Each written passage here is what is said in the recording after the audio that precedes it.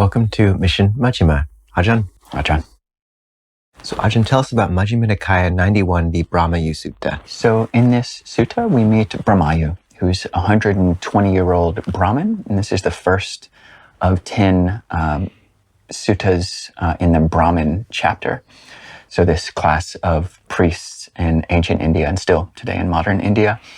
But Brahmayu has a student named Uttara, and Brahmayu has heard about the reputation of the Buddha as maybe being enlightened, but he's far away from where the Buddha is, so sends Uttara to go and see if the account is true that the Buddha is enlightened. And both of them are skilled in the Vedas, as well as in what are called the 32 marks of a great man, which it's framed as being a knowledge which Brahmins would have been familiar with. The Lakkhana Sutta, Digha Nikaya number 30, goes into these 32 marks, and it's a list that some people hate. Some people hate because you read it in certain translations, especially Maurice Walsh's version of the Digha Nikaya, which otherwise is a great translation, and it just seems farcical. It just seems like a list of qualities which are just utterly unbelievable. It paints the Buddha as this almost freak of nature. The first quality is that the Buddha has, in Maurice Walsh's translations, flat feet, but it's supatita pada, which is the Buddha has firmly placed feet. He places his feet firmly. And similarly, a lot of why these qualities might seem odd is because of translation, or that they're being read literally, whereas in fact, maybe it's metaphorical, like the Buddha's, he's having antelope-like calves. That doesn't mean he's got an extra joint or he's got fur or something, but just that maybe he's graceful in his movement.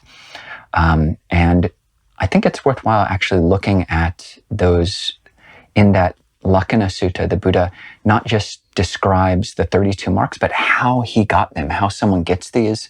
And it's basically a way to look at a Buddha statue, or to imagine a Buddha, and to see virtue instantiated in the characteristics of that Buddha statue, or in your imagined image of the Buddha.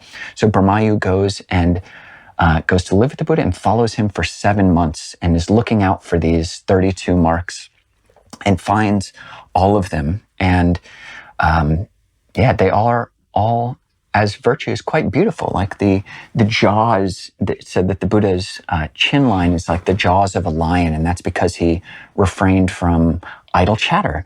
Or he's got this this una between the eyes, this tuft of white hair, which is because he didn't lie from many past lifetimes. And so you can look, when you know the ethical import of each of these qualities, these 32 marks, you can look at a Buddha statue and it becomes not just Buddhanusati, recollection of the Buddha, but also recollection of virtue.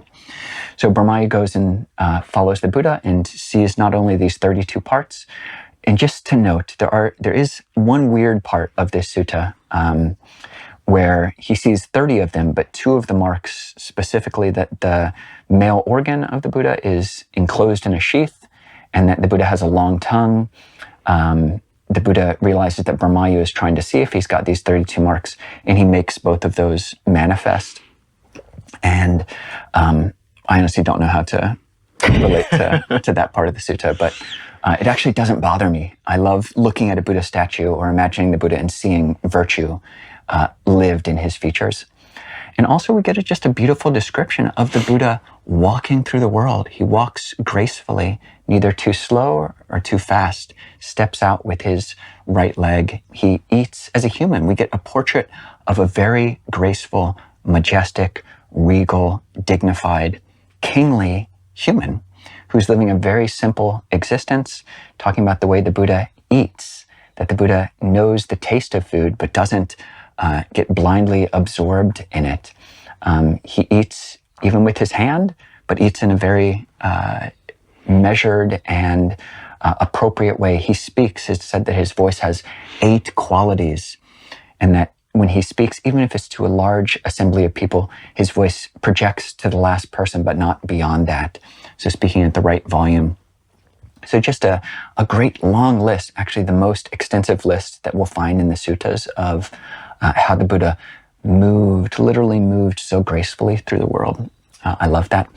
And then Uttara goes back and tells Brahmayu all about this, and Brahmayu is impressed, and then he goes and tries to meet the Buddha himself, and has this conversation with the Buddha, asks him about the true qualities of a brahmin or a seer, and the Buddha teaches the Four Noble Truths. And then Brahmayu becomes a stream enterer. He goes his own way. He requests to be a disciple for life, a lay disciple, offers a meal to the Buddha.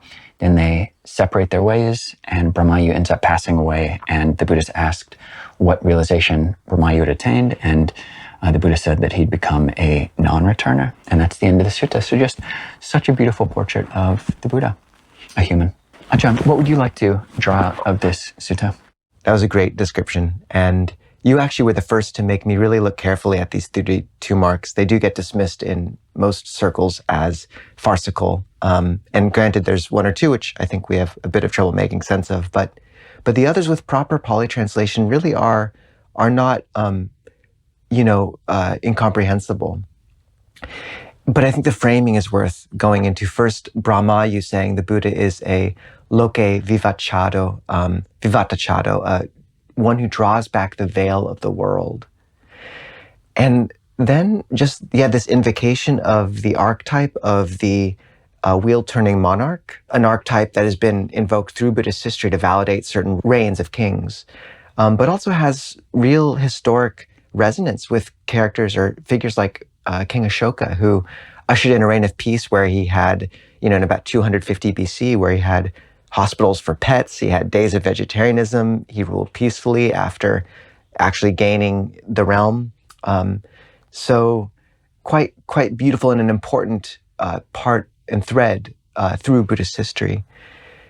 And then Uttara's following the Buddha, and the fact that he followed the Buddha for 7 months, and this is kind of resonant with the Buddha in the Tana Sutta, saying that one only knows the character of another one after being with them for a long time, not a short time.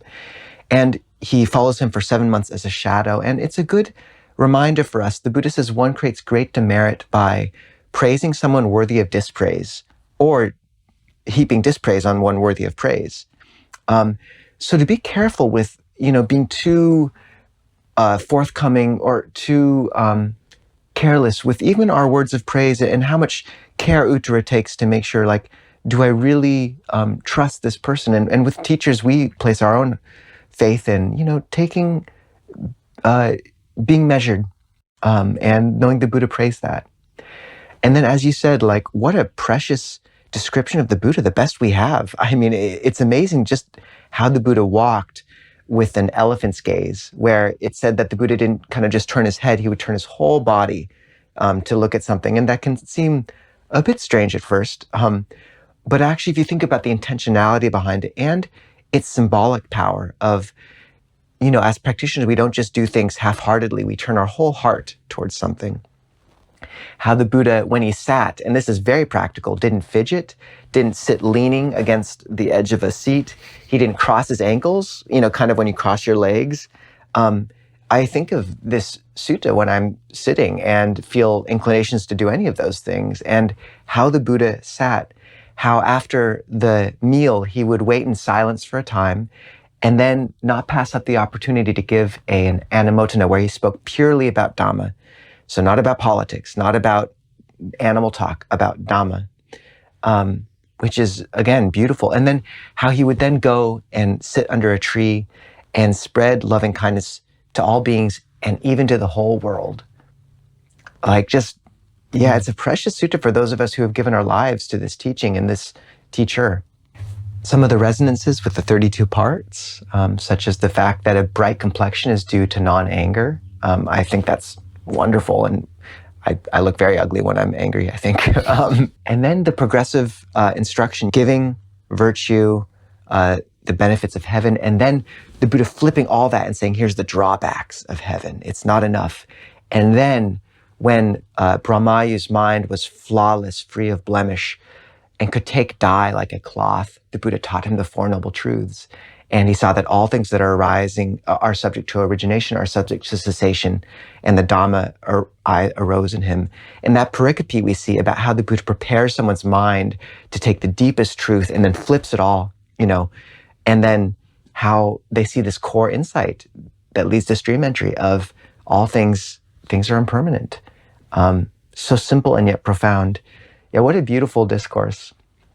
Ajahn, what else would you draw out of this? 2 talks actually on these 32 marks, specifically talking about and elaborating what the causes are for each as per the Digha Nikaya Sutta number 30. So we'll put links to those and you should check those out because they're cool. So Ajahn, what is the word of the week?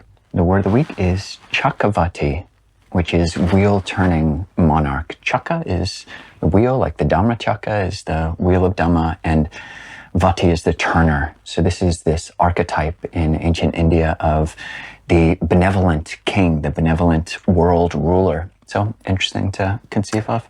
That sounds great.